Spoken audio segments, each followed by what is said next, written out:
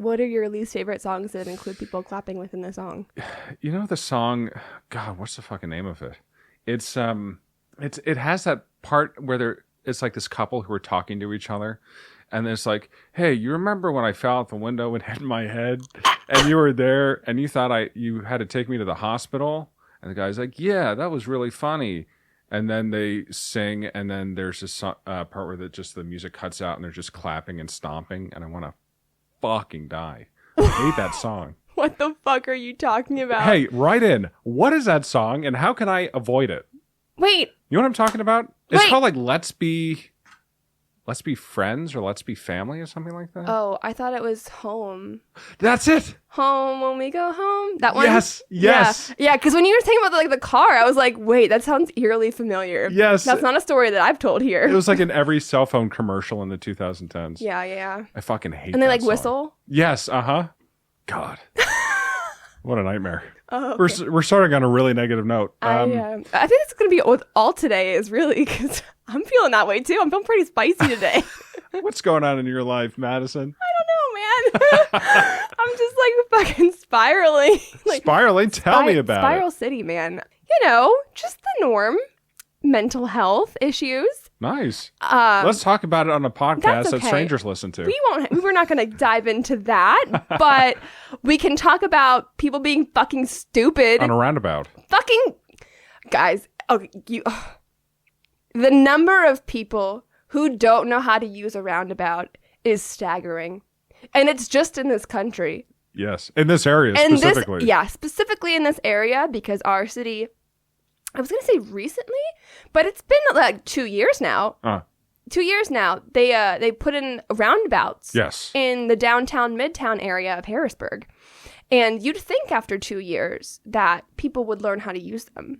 But that is not the case. In fact, it's almost gotten worse in a way. Really? Just, I think because you're not expecting it. So now whenever it does happen, you're like, what in the actual fuck are you doing? People are trying to rush through because they're just so used to the roundabouts they don't want to deal with it. So that's the thing. Either people will just like jump in out of nowhere thinking that they can go. Or, the worst of all, in my opinion, people stop in the middle of the roundabout to try to let you go, which sounds really nice, but fuck nice because you're going to cause an accident. And these are not big roundabouts. Like, is it like in Italy when they have like that giant roundabout and like people just like merging in from all? That's not what this is. This is a four-way intersection that has a regular four-way intersection that has this tiny-ass roundabout in the middle of it. Yeah. So, like, this is... I'm just nodding, terrified. It's terrified. Yeah, no, I know. It's so frustrating. I had a cop, stop in the middle of a roundabout one time to try to let me go. Cop stopped. And I'm like, what are you doing? He was being polite. No! Or she. He was not being polite. He was going to cause a fucking accident. You don't stop. I am guilty of stopping in the roundabout to let people go. Dylan! You are the problem. Oh, man. That's not what you do. That, or the people who are trying to merge in because they think that you should be stopping and they're trying to rush in and then you almost hit them. So then you have to stop in the middle of the roundabout. And you're like, fuck you. What the fuck are you doing? You're going to cause an accident because you're rushing into the roundabout when I have the right of way because I am in the roundabout. Yeah? Do you have a better system? Huh? The roundabout is supposed to be the better system. That is supposed to be the solution. Well, it's not working. It's not. All right. Because people are stupid. It would work if people were educated about how to use a roundabout. And it's not hard, guys. It's really not hard. Walk us through it. You yield. So first, when you're approaching a roundabout, you yield. You don't stop. You yield. If there's nobody coming, you keep going. That's the other thing. People will just stop at the roundabout and wait, which is fine. But if nobody is coming in the roundabout, fucking go. It's a yield. You yield so that you can merge. So that when you're in the roundabout, you have the right of way. You just keep going. You could go in circles all day if you damn like. I don't give a shit. Someone in their car is listening to this podcast episode and they're at a roundabout right now, terrified. Their hands gripped on the steering wheel, not knowing what to do. I hope they are. I will give you simple directions before you go, and you don't just jump in assuming everybody else is going to stop for you. You wait. You yield. If no one's coming, you go. It's as simple as that. It's really simple. If you're in the roundabout, you just keep going. You have the right of way because you are in the roundabout. the smaller the roundabout, the more dangerous it gets. So if you stop in the middle of the fucking roundabout, people are going to get hurt. I've never seen you so intense.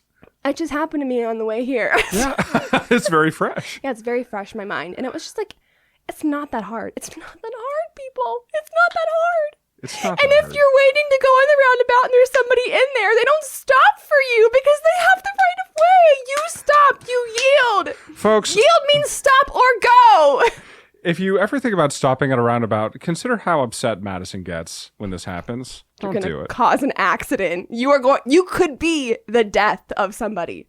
Think about that, folks. Think about it. Don't drink and drive and don't stop in the middle of roundabouts. Don't drink and drive. This is a traffic safety lesson by Madison Nicole Epley. Thank you very much, Madison Nicole Epley. You're welcome. Anything else happening in your life besides the tragic failure to follow traffic laws that you've experienced today? I have an update on my cat. Cat Update 2025. Cat Update. Coming to you live from Pennsylvania. I hate it, but I love it. So last time, if you recall, my cat was a fucking asshole and kept getting in my closet and tearing my clothes down and getting the slippers specifically. Just being a general dick. Well, I made it so that he cannot get in the closet. I put my piano bench in front of the closet, so he can't push that over. Laying down the law. He cannot get in. Uh-huh. Well, this fucker dug up part of the carpet. And not like you're like, oh, he's scratching up the carpet. No. This guy digs underneath the carpet. I found a piece of like weird looking sponge foam. Yeah. I thought it was food at first. I thought it was a cheese. Yeah, I thought it was cheese too. I thought it was like moldy cheese. And I was like, where the hell did this come from? Right. It's just in the middle of the floor. And I look at it and it's squishy. So I pick it up and I'm inspecting it and I can't figure out where it came from. You took a bite. Yeah, I sniffed it. I used all my senses for this brick of sponge. Uh-huh. I did. And you came to the conclusion that it realized- was from under your carpet. And then I checked. I lifted up the portion of the carpet that it was from. Yeah. And lo and behold, a sponge-sized piece of carpet was missing. Lo and behold, are you listening? Yeah. Right in the corner of my closet, trying to get in from the back. Dig underneath. Incredible. And what lengths are you willing to go to stop your cat from getting into your closet? Are you willing to forfeit your entire carpet? No, I'm not, because I do rent. But I have some tricks to fix it. Even the places that they've currently like scratched, they're pretty good about it. Yes. But every now and then they do scratch it, and I have some tricks up my sleeve. Right. Being a cat owner of like 20 years. For what shall it profit a man to gain the whole world, but to lose his own carpet? That was lovely. That's from the Bible. Was it really? Yeah. What verse? What book? I don't know. I have no idea. I don't know. I never read the Bible. Us? Okay. Have you? I have. What's your favorite part? I haven't read the whole thing front to cover. I will say that, but I always front to cover. Front to back. I have not. I've read it front to cover. You have. It just says the Bible. Yeah. Okay, you're right. Well, I've read that and some more. My favorite part is honestly, Old Testament really slaps. I've read a lot of Revelation, and that is some profoundly good writing. That's the New Testament. Okay. Old Testament is like the fire and brimstone God. New Testament is the more benevolent God. And then you get to Revelations, and then it goes back to Old Testament again. Yeah, so many people are talking about, specifically on TikTok, how the signs that we're seeing around the world are related to symbology and passages from Revelation. It's true. People have been saying that for years. I will say that. That is true. But especially nowadays, you know what? I see the parallels. I see it. Yeah, fires consuming, like... Floods, the ocean turning red. Yeah. Other stuff. Other stuff, guys. Other stuff. I think it's here. I think the rapture is upon us. Yeah. How do you feel about that? Free clothes. Free clothes. Yeah, Depop is going to be really popular, I got to say. Depop, you know Depop? I don't know Depop. It's like a secondhand clothing store app. Oh, okay. You can just sell whatever you want on there, as long as it's clothes. Okay. Yeah. That's good to know. How are you feeling about the rapture? Do you think you're going to be raptured? Up for debate. Up for debate? You shook your head no. So Let's go with that. you don't think you're worthy of entering the kingdom of heaven? I think I am. Okay. I think I am. I think what people deem to be worthy is different. That's very true. So Yes. what do I know? That's what I'm asking. I know things Uh-huh. that Name two. Name two things. I know. Did you know that whenever caterpillars go into their cocoon, they turn into liquid? Uh-huh. I did. That's fucking crazy. How do they turn? Then they turn into a butterfly. How the fuck does that work? It's wild. Well, I actually know something about caterpillars as well. Really? If I'm remembering correctly. Tell me everything about caterpillars. Well, I would start by saying that caterpillars. Fuck! I don't know shit about caterpillars. I've been exposed. I know that caterpillars contain the components of the butterfly inside of their little caterpillar bodies, like the wings and such. Oh, really? It's in the caterpillars. It is. So if you were to dissect a caterpillar, I would never. okay, but if you did, if he was already dead, Yes. if he died of natural causes, Of old age. yes, of old age, just an old little caterpillar. The hungry Somehow caterpillar. didn't turn into a butterfly. He didn't but get there. That's Right. okay. Things happen. Don't judge him. I wouldn't. I I wouldn't dream of it. Don't judge him. So if he just died naturally Yes. and you dissected him, Uh-huh. you could open it up and you'd find the wings. I think so. Okay. A big think so. I'm putting a lot of trust in you. All right. That was one thing. Name one other thing. I forgot that I was supposed to name two. Yes. Did you? Oh, you were not here at the craft night, so you did not get this fun fact. You know how you look around and you're like, there are a lot of people wearing glasses nowadays. Like, it didn't used to be this way, or did it? Have you ever thought that? No, I hadn't thought that. Well, you should. You Okay, should well, be now I'm thinking it. that. Because the number of glasses wearers and people's needing corrective vision is exorbitant today compared to what it used to be. Mm-hmm. And it's not that people didn't know about glasses or the technology wasn't there. Because if you couldn't see shit, you were just fucked back in the old days. Right. But ever since, like, when did Ben Franklin invent the bifocals? 1700s? 1700s? Bifocals. Well, America was founded 1776, The right? Benjamin- No, that's when the Mayflower came over, 1776. 1776 was the year that the Declaration of Independence was signed.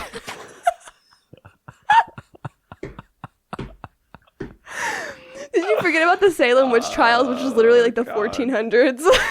I know nothing about this country. And I'm okay with that. I'm at peace with that. Anyway. Yes. So the reason why people's eyesights are getting bad, and ophthalmologists have called it an epidemic of our time, for sure, is that children are not getting enough sunlight in their early days. Because what happens is, so if you think of your eye as a circle, it's supposed to be like a basketball. Okay. But more and more they're turning into like a rugby ball shape or like an oval. Okay. And the reason a large portion of that is, aside from genetics, is that whenever you are young, you need sunlight to help dilate your eyes and help for it to like learn how to function. I see. And a big part of how our world is structured today does not lend to having children playing outside all day like we were meant to be doing. And light indoors does not emulate the sun effectively. So because you need the sunlight to help your pupils dilate and like learn how to shape and form properly as they grow, Right. they're not doing that, and that your vision is being stunted because it's trying to grow to match your environment, which is why it's elongating, because it's not trained how to do that at this young age. That's fascinating. I watched a whole video on it. With or without glasses? With glasses. I see. With glasses. That's very fascinating. I'm trying to think of two facts as well. This is an educational podcast. Yes. And I do want to say, even though I don't know about the country, I am a smart guy. Are you? I took Prove it. I took an IQ test and I got an A+. I bet you did, Dylan. Yeah. Tell me two facts that you know. Fact number 1. Okay. Sharks existed before trees. Really? Yes. That would make sense. Because water first. Yes. Fact 2. Wow. Wait, let me just like ponder on that for a minute. Certainly. Because you think of trees as being so ancient and wise, and then there's Sharks, which are not known for being exactly wise. no. But if you think about that, I would imagine dolphins also existed before trees. And we just talked about how smart that they were. In the last episode. We did. The dolphin love story. Yeah. It was really, really touching. Quite literally. Yeah, for lack of a better word at that moment. Fact 2. Trees existed after sharks. Get the fuck out of here. Welcome to My Existential Crisis. The podcast where we talk about all the things that make us question our entire sense of self. My name is Madison Epley. And my name is Dylan Berger.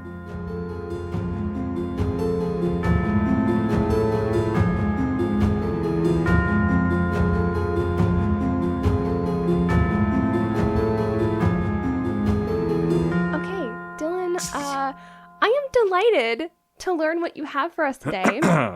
I am delighted to share it. Now, I want to start off this section with a question. Okay. What is necessary for sentience to emerge? Do you need a brain? Do you need something brain-like? I think that with my limited scope of what I know, I would think and assume that you would need a brain or a brain structure of some kind. Mm-hmm. However, that's just with what I know, and I think people know as what causes sentience. Mm-hmm. Like, there are things that we don't know. There are so many things. There might be other things that cause sentience that we are not even aware of. And we're going to be getting into it. Oh, okay. But basically, for the audience, by sentience, I mean the ability to experience and process sensation, not necessarily tied to higher cognitive functions, but a basic capacity for feeling. Okay. It's kind of a tough question because sentience itself is hard to define, but for the purpose of simplifying things, let's say it is the basic capacity for feeling. So we're not talking about like thoughts, we're just talking about feeling. Right. Are we talking about feelings? That's a good question. Because feeling can be sensation, but feelings, I usually think of the spectrum of emotion. Mm-hmm. So are we talking like tactical feeling or emotional? Tactical feeling. Tactical feeling. Like tactile feeling? Yeah. Did I say tactical feeling? Strategic thinking. Tactical feeling. I'm such a dumbass. All right. It's basically a low-level form of consciousness that deals with the senses. That's what we're talking about when we're talking about sentience. Now, naturally, we would say that people are sentient, animals are sentient. Some researchers even argue that Trump supporters are sentient, despite the lack of evidence. Naturally, though, sentience has a limit. It would be tough to make the argument that a rock is sentient. It would be tough to make the argument that water is sentient, but that's exactly what I'm going to be doing today. Okay. Masaru Emoto was born July 22nd, 1943 in Yokohama, Japan. He had an interesting life leading up to his later research. He graduated from Yokohama Municipal University, taking courses in international relations, and later worked in the Nagoya office of the Yomiuri Shimbun newspaper. Damn, that's pretty impressive. Thank you. He then founded the International Health Medical Company in 1986. A few years later, in 1989, he received the rights to market... Not a single stumble. This is one take, guys. A few years later, in 1989, he received the rights to market something called the Magnetic Resonance Analyzer, which he later renamed the Vibrationometer. Man could have been the next Elon Bust. The device was allegedly able to detect magnetic fields and diagnose diseases. Wait, what? Yeah, allegedly. He became president emeritus of the International Water for Life Foundation, and in 1992, he took a position as a doctor of alternative medicine at the Open International University for Alternative Medicine in India. Wow. Which later turned out to be a fraudulent college that was later shut down. Oh. Wow. So we just to like clarify. Yes. He cured diseases with this vibrometer. The vibrationometer sorry. allegedly was able to detect magnetic fields and diagnose diseases, allegedly. Given this basic rundown of Emoto's life, it's hard to put much weight behind his ideas, but one of his ideas has enjoyed some longevity. Emoto claimed that water was, and I quote, the blueprint for our reality. Okay. He stated that emotional energies or vibrations could affect water's physical structure. Though this sounds a little abstract, Emoto simplified his idea to the following concept. That water exposed to positive speech and thought creates aesthetically pleasing ice crystals, and that water exposed to negative intention creates ugly and malformed ice crystals. He also claimed that water in positive environmental conditions, like a mountain stream, produce beautiful geometric designs, whereas water from polluted areas creates distorted designs. Okay. Emoto ran experiments in which he placed water in glasses and exposed it to different words, music, and pictures, then froze it. He then examined the different water samples under a microscope and checked and graded them on their aesthetic value. He published his findings in the Journal of Scientific Exploration. Okay. Now, this study can be found online. It's on the National Library of Medicine site titled Double-Blind Test of the Effects of Distant Intention on Water Crystal Formation. Basically, Emoto and other researchers were seeking to answer the question of whether water, quote-unquote, treated with intention could affect ice crystals. They carried out the study under double-blind conditions to reduce bias. Okay. Now, I know that you know what that means. Yes, I do. Or are you getting ready to... I was getting ready to interject with my, not pessimism, just like devil's advocacy. But go ahead, finish what you were saying. Sure. No, please. No. What did you have in mind? All I was going to say is, yes, I do know what that means. That means that neither double-blind means that neither the people who are administering the test and the people who are the testees know what the test, what the research is that's being done to avoid any biases about it. So, like, if you were to know what the purpose was, you might unintentionally or intentionally shift your intention or results of the research that you're doing based on that. So, like, the researchers knew it was happening, but the people who were, like, testing things out did not. Right. The people in the different groups didn't know which groups they were in, yes, essentially. Exactly. And what I was going to say sure. was that I know that because I took a communications research class in college. It was like the big final one that you had to take before you graduated. Mm-hmm. It was honestly like one of my favorite classes because you learn a lot about research. And the biggest thing I learned about research is that, one, it's very, very, very hard to get published anywhere because you do have to go through all of these like peer reviews and things like that and revisions and like retesting if things are not working out. I also learned that a lot of the research that goes through and is published can also be full of shit because we had a specific assignment that we would have to do every now and then. And basically we would have to find a research study that we were interested in. Mm-hmm. And we would have to point out the pros and cons of it and like basically dissect it for like best practices for researching, like look for double blind or like any biases that could occur. Like basically we would have to use thinking as one does and try to determine if this is a good founded research or not, or like if there's like fallible errors. Sure. And what we found in a lot of them that were published is that there were a lot of room for error in terms of like not like I'm not saying that no research is good research. It's not what I'm saying. I'm not anti-science, guys. Please. Oh my God, Madison is anti-science. I'm not. I promise. But what That's I found crazy. is that it's so hard to be infallible with research that like you really have to look at it. So when people say do the research, I mean like do the research, but also make sure that the research is like being done by a good source. Absolutely. And also a lot of the research, or at least some of the research that's published, is completely untrue. For example, in The Lancet, which was a medical journal, Andrew Wakefield famously published his study on measles, mumps, and rubella and its effect on developmental disorders in children. Yeah, absolutely. Which sparked the anti-vax movement, which continues to this day. Yes. Yes. So it's important to get a lot of different sources from people who aren't biased in whatever field they work in. So in this research, approximately 2,000 people in Tokyo focused their positive intentions toward water samples in an electromagnetically shielded room in California. This group wasn't aware of similar water samples set aside in a different location, serving as a control. Ice crystals formed from both sets of samples were blindly identified and photographed by an analyst, and these images were blindly assessed by 100 independent judges. How he found 100 people to judge ice crystals is the real mystery here. Now, also, when I say blindly, I mean that neither the analyst nor the judges knew which water samples had been subject to the positive intentions and which had not. So these 100 judges were asked to grade the ice formations on aesthetic appeal. And I'm quoting here, results indicated that crystals from the treated water were given higher scores for aesthetic appeal than those from the control water. Interesting stuff. How did they judge aesthetics of the water?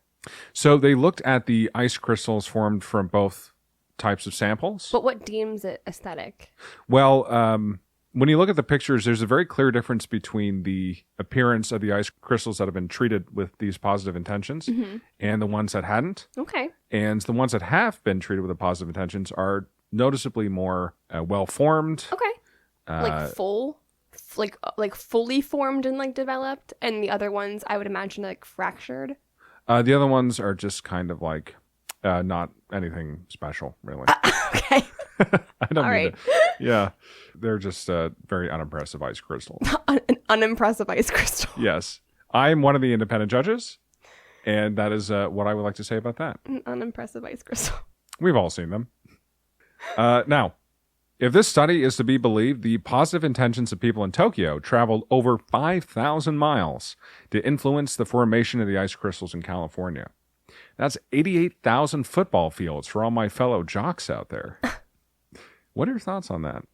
My thoughts are, I'm just thinking that you're just calling you're calling out your fellow jocks. I love that call for your fellow people. Yeah. I just thought that was really funny. Hut! That's how me and my jocks communicate. Whenever I'm in need, like I need to bring in a lot of groceries from the car, and they just come flocking I to go, you. Hut! That's the football noise, right? Yeah. Yeah. And then they just swarm around. You know. Uh-huh. Most of all. I watch football. All right. I know this is slightly off topic, but it makes me think of how food tastes better when it's made with love. Oh, yeah. By which I mean when it's made by someone who cares. If our intention can influence the behavior of water, who's to say that it can't influence the behavior of the water content inside ingredients? What are you thinking? I was going to say that I think there was a study done about like why that's the case. Oh. For food and tasting better. And I think the reason is because if you don't make it yourself, one, you get like the warm and fuzzies because you're like, oh, somebody made it for me. But also because you're supposedly less sensitive to like the smells and like that of the actual food itself, so that it tastes more enjoyable because you're not already privy to any of it. So like while you're cooking it, you can smell it. And like, you know, smell is connected to taste and all that. Right. And so like when you eat it, you know, you're already expecting what that's going to be. But whenever you're eating it and you don't know what it's going to be or like how it's supposed to taste, and you're like, wow, this is all new and like buzzing my senses. Yeah. So all that shit that I just said, fuck it. Basically, what I'm saying is fuck everything Dylan's saying. Dylan is... I'm so sorry. I'm so sorry. No, it's fine. Now, it also makes me think of the fact that the human brain is 75% water. That, I think, is just really interesting. It is interesting. I think that, yeah, okay. Coincidence? I think not. Now, moving forward, Emoto's research wasn't taken seriously by the scientific community. There was significant pushback. Some in the scientific community claim that there were insufficient experimental controls, that Emoto didn't share enough details about the experiment itself had flaws and was prone to human error. Which, by the way, everything is prone to human error, as most of us are human. Yes, that is the case. Yes. Some of us are dancer. But what? physician... Are we human or are we dancer? Dancer? That song. Are we human or are we dancer? You don't know that song? I don't know that song. That's a famous song. By whom? Call in, guys. Who did write that? What is it? I am human or I am dancer? Are we human or are we dancer? It is... Like Dancer, Prancer, Vixen, and Nixon? The song... Wait, it's not Nixon. I don't think Nixon's a reindeer. No, I think Vixen. Yeah, but Vixen and... There's two, because they rhyme. Yeah, Nixon and Taft. You've got Dasher and Dancer and Prancer and Nixon, Vixen, Comet and Cupid and Donner and... Blitzen! Blitzen! There we go.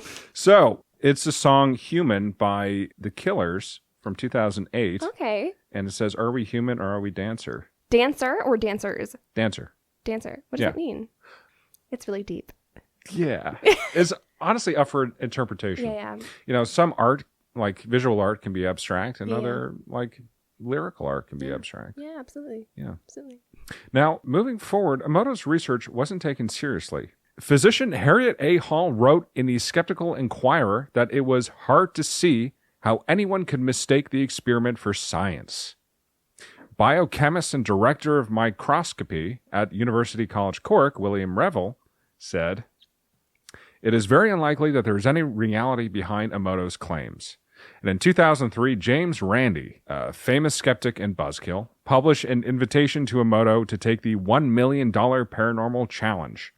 Emoto could have received $1 million if he could reproduce the experiment under agreed test conditions. Randi did not receive a response. Oh, okay. I just imagine being the founder.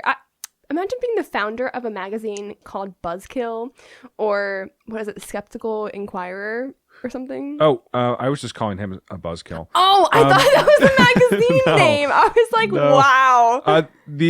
One of the magazines is called Skeptical Inquirer. Oh, okay. Yes. I understand the benefit of that, but like, imagine, I just feel so negative. Like, imagine just like being that dick who's just like, that's not true, and here's why. Just being the editor-in-chief of the newsroom. Yeah. And you're just like a guy trying to get a regular story across. Yeah. And the editor-in-chief's like, no, I don't think so, actually. No. I'm skeptical. Yeah. That's kind of my job. Yeah.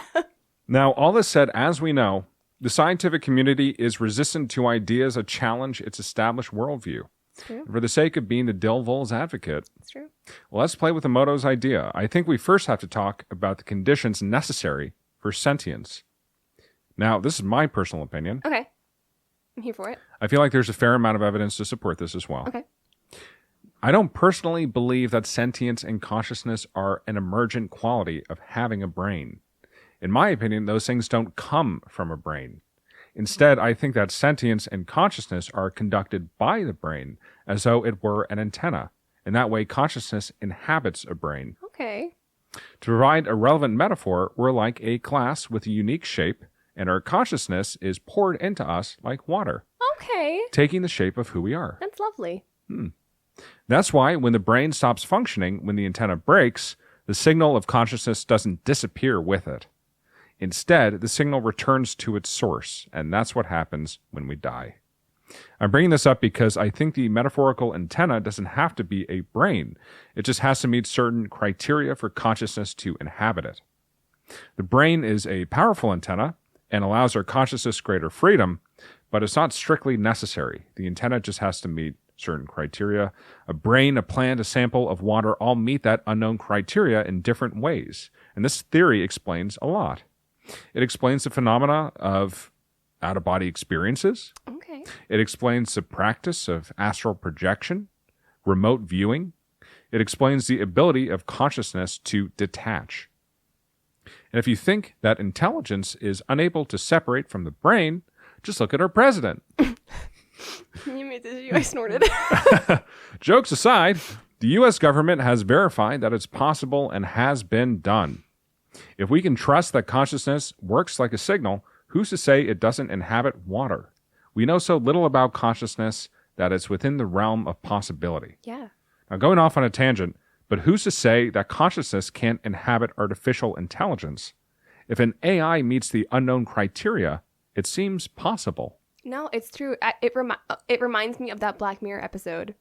The one with John Hamm. Yes. It like every time we talk about like AI and like sentience, that's what I think of immediately, because like White Christmas. Yeah, because you give it the ability to basically think in some ways. I mean, I don't know enough about AI. I'm not that smart. But What do you mean? What, you give it the ability to think? if you give it enough tools to like comprehend and do all this reasoning, and like you talked about the willow chip and like all these things that it's doing at the same time. Yeah. Like, yeah, like you said, who's to say that it couldn't also put the pieces together to like think and like think like a human and like have this cognizance. Yeah, absolutely. And I think more than that, we're very much limited by the system in which we're operating. Yeah, no, absolutely. We think that to have a consciousness or an intelligence, it has to look or act or exist like us. Yes, like even whenever people are like thinking of like what an alien looks like, they think of it as like a bipedal creature like us, but that's not what an alien could look like. It's just our limited scope of reality. Exactly. An alien could be pretty much anything. And some people have even speculated that aliens are existing on Earth at the moment. Look at the pyramids. Look at the pyramids. Look at fungi. Fungi. One of the ways in which an alien species could safely travel through space without being burned away by the solar radiation of suns and other planets and things like that would to be a spore riding on those waves throughout the universe until it finds a habitable planet. Wait, that's so cool. And are fungi aliens? Fungi could very well be aliens. Oh my gosh, do I eat I have aliens in my fridge right now. We should talk to them. Wait, that's such a cool concept. I love that. Yeah, and that's part of the reason why people sometimes speculate this is because of the effects that certain mushrooms have on, human organisms. That's true. Look at magic mushrooms. Yeah. Some people speculate that's the way that fungi or these aliens communicate with human beings. That's actually, that's pretty crazy, actually. That's a pretty cool theory. I like that theory a lot. It's certainly interesting. And it kind of goes into what you were saying about how aliens can exist truly as any kind of form. Not necessarily walking on two legs, but blobbing around. Yeah. What was that? I said blobbing around. Blobbing around? Blopping around? Blopping around. Really, I think pugs could be aliens. I mean, I'm just saying, if we look at a human, we only think that that's normal because that's what we're used to. Right. But humans are freaky as fuck. Like, what's freaky about humans? Humans are like, think about how long your intestines are. I'd rather not. Like, they should not be able to, everything should not be able to fit in your body, but it does. Right, it does. It's all squished in there. Yes. Like, how does that work? How was that created? That's crazy. We just normalize things like intestines and livers and appendixes. And brains that we don't even know how they work. Yes. I'm using it to talk right now. I don't know how it works. I don't know how it works either. Nobody does. And the thing about brains is that, and studying the brain specifically, is that you're using the instrument to study itself. It's crazy. That blows my mind. That drives me into an existential crisis. Right. And how much are we sort of capable of knowing about ourselves by just using the tool that is examining itself? Yes. No, that's a great point. So, I don't know. It's strange. And certainly we know that intelligence doesn't have to be confined inside of a brain-like structure. No. AI is evidence of that. Yeah. It can be contained on a microchip. A microchip, yeah. Or a computer. Or a server. Or maybe in the ocean. Maybe it's a shark. Maybe it is a shark. We're getting so far I'm so sorry, off. Dylan. I'm so sorry. We're getting on a tangent of a tangent. All right. Now, getting back to my point here, it seems within the realm of possibility that there are varying levels of sentience, and water conducts a very low level that we can manipulate. We know so little about sentience and consciousness that it seems a little hasty to reject this idea completely. It's out there, for sure, but stranger things are true. That said, until more credible researchers run additional experiments and verify that this is an actual phenomenon, this subject will remain a mystery. Now, I say credible researchers. Yeah. But there are other people who have done their own personal experiments with water sentience. Yeah. Now, you sent me a video. I did. That explored this concept in some pretty interesting ways. This very, very, very British woman has a round microscope slide where she's placed water. She introduces different items to the water, things like a picture of her friend's face. And when frozen, that water produces a very clear representation of the friend's face. Things got really bizarre when she placed her thumb in the water. Mm-hmm. The water designed a thumb with a chip in the nail, and according to this British woman, she chipped her nail in that exact place hours later. She then experimented with conceptual words like ego, placing a piece of paper with the word in the water. She then froze the water, and it created a design of a person with large shoulders, a small face, and a bulbous head. It was like looking in a mirror. Now things get even weirder. She placed the word milk in the water, and according to this British woman, it looked like a breast. A what? And to be honest, it does look like a breast.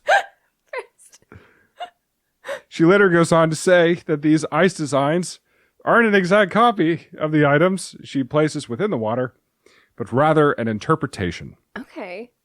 My first thought was the artistic potential for this is incredible. Using water not as a material, but a co-creator in what you're making. I naturally wanted to experiment with this, so I used 3 different water samples. Okay. I placed the words, my existential crisis, in a sample of water. All right. I placed a crumb from a muffin that I had on hand. Okay. And by then, I was searching desperately for a third item. Okay. I finally landed on a piece of a fake plant from my coffee table. Okay. I told the water what I'd like it to do. I said, water, would you please do the thing? I waited a few minutes with my head in my hands. Then I placed the water samples in the freezer. And guess what? What? We're going to look at these suckers and we're going to see, well, I'll get your take on what you think these look like. Okay. Wait, don't tell me which ones they are. All right. Just show it to me and I'll guess. I'm so excited. So this is the... Don't tell me. Okay. This is the first one. Okay. What does that look like to you? I don't know. What were the 3 things that you said? A piece of paper with the words my existential crisis, a muffin crumb, and a piece of fake fern. I am torn between it looking like my existential crisis and it looking like the fern one. Hmm. There's like 2 circles here that I can see, but there's like lots of... I'm going to go with my existential crisis. Interesting. 2 circles. Yeah, there's like our 2 little heads. Yeah. Doing a podcast. And there's like a bunch of like sharp lines through it, and it's very like disjointed. Interesting. What is this? Does that make sense as a I would say so. Crisis I would say this feels very existential to me. It feels like we're trying to be whole, and there's like all these lines going through it, and it's just like it's like disjointed and dysfunctional. Like it's trying to be 2 things, and then there's just like these jags. Yes. Well, you were correct. Am I? Yes. That one is my existential crisis. Oh my gosh. Now, if you would swipe to the next picture. Okay. You should see a round container. I see this kind of container. Yeah, that's round. Is it? Okay. Square, and but all right. what do you think that looks like to you? What were the 2 options? A muffin crumb or a fern piece that is fake. I'm not really getting muffin from this.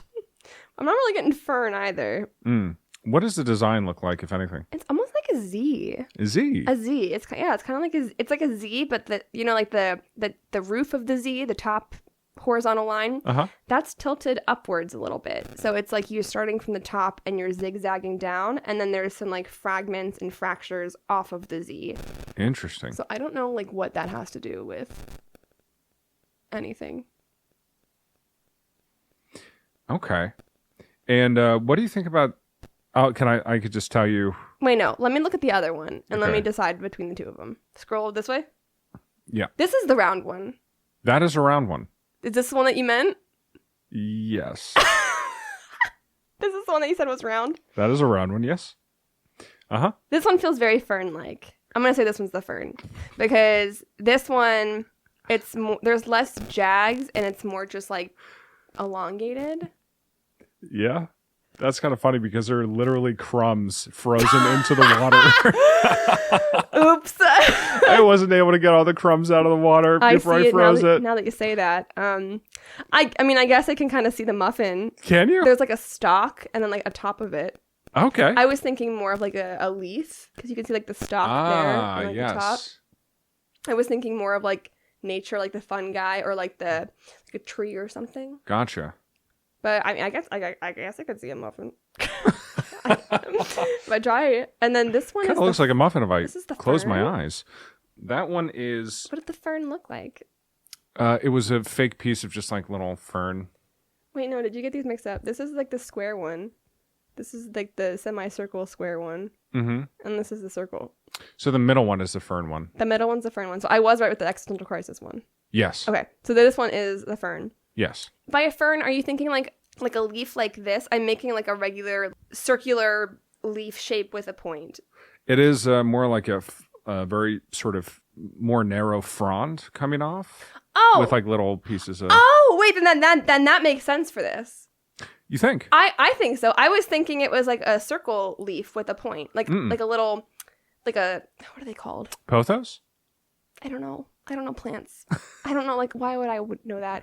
It's like the plant that you always have in your window seal. Oh, no.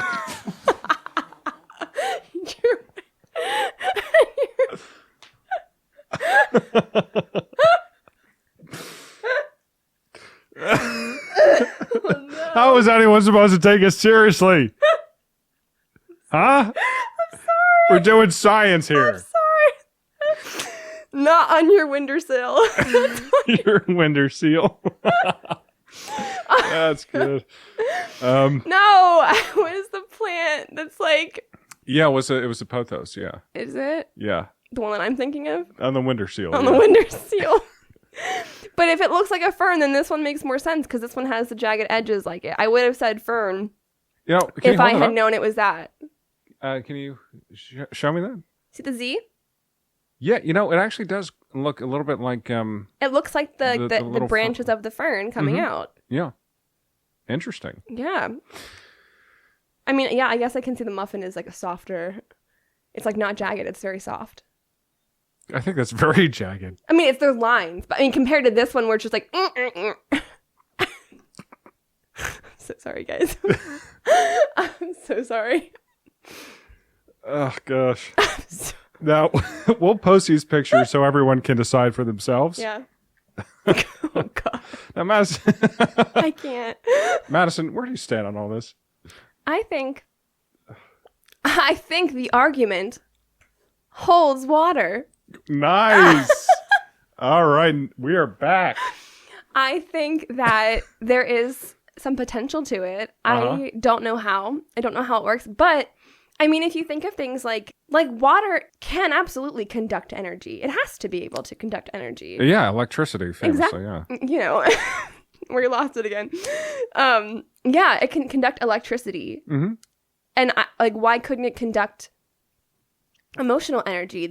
Emotional energy is so powerful. And the neurons in our brain function on electricity. They do. They absolutely do. And there's, what was I was thinking of, ghosts and, the theory of ghosts. One of the scientific arguments, or, theories of what a ghost could be, if people are saying that they hear ghosts and, banging around their house. Yes. I believe I think water being near the house is why they're saying the sound. And they say because of the sound echoing and the vibrations in the house and things like that. But why couldn't water hold emotion? I don't see why not.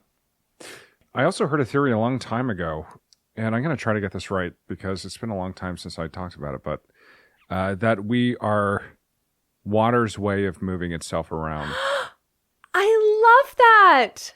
Wait, that is lovely. Yeah, that we're just an instrument of water. I love that so much.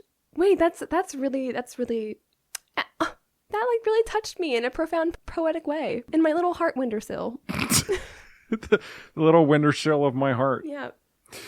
The eyes are the windows of the soul. I can't.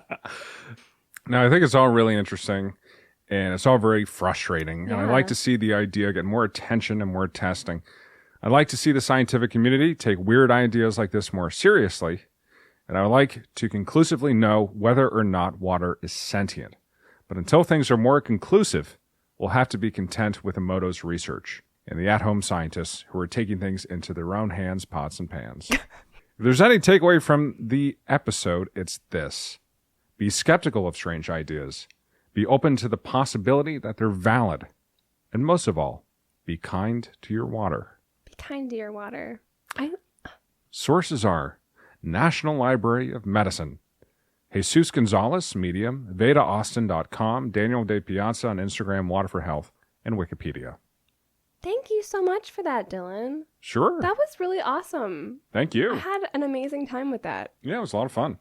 The only thing that makes me kind of a little bit unsure about this idea that water is sentient is that if it were sentient, I feel like this idea would be explored, or would have been explored a lot more by now. Okay, so you think that, but then I forget what it's called, but it's basically the idea that the simplest answer is usually the right one. Yes, Occam's razor. Yes, Occam's razor. I think that's right. Or is it Schrodinger's cat? It's not Schrodinger's cat. I don't know. I just got cat on the brain, you know. Mm-hmm. But then that's also like sometimes not the case. Like yeah, the simplest answer is most oftentimes the correct answer. But what if you don't even know what the answer is? Does that make sense? Like, because it hasn't been explored, this idea, or there are so many things that are unexplored, and there are so many things that we don't know. Maybe we don't know what the simplest answer is. Mm-hmm. We just don't have any perception of what it is because we don't have that knowledge. Does that make sense? No, it doesn't make sense. Oh no! Oh, my head! Oh no! Can you restate that? So what I'm saying is, yes, that people say that the simplest answer is most oftentimes the correct answer. Yes. But what I'm saying is that because there's so much about the universe that we don't know. Yes. How could we know the simplest answer?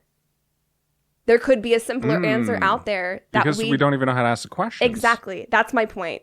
I had a really intelligent point and I just couldn't figure out how to say it the correct way. But that's what I'm saying. That's absolutely correct. Yeah. So even our brain itself, there's so much about our brain and the universe in general that we don't know. Yes. So how do we go about asking the simplest question when there's like, what is the simplest question? What is the answer?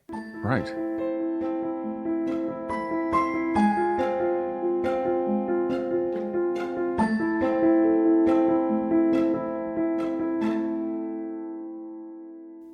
Anyway, folks, thank you so much for listening today. Yeah, thanks, guys. Thanks for tuning in. We hope you enjoyed this episode. It was a little chaotic, but it was just more fun. Yeah, the energy in this one is off the walls. Yeah. I mean, it's just been an off-the-wall day for both of us. Mm-hmm. But yeah, if you are interested in seeing more of us, you can find us on Instagram and Facebook. And shit, I did not make a Blue Sky account. Oh, that's perfectly fine. I have to do that. Hopefully, eventually, Blue Sky at ME Crisis Pod. And then you can follow Dylan at. Oh, God. Sorry, I'm just learning how to use my body. Marble Folk. And you can follow me at Madison Epley. And if you want to send in any suggestions for topics to cover, just want to say hi, you're welcome to do that. Oh! Hi. Or if you want to send us your own water experiments. Yes. Feel free to do that either in the comments of social media or at myexistentialcrisispodcast@gmail.com. You can send them in. Incredible. Be our next Susan. Yeah, be our next Susan, please. Yeah, that would be lovely. But thanks for tuning in, and we hope you guys have a great week. All right. Splash you on the dip side. Hate it. Bye. Bye.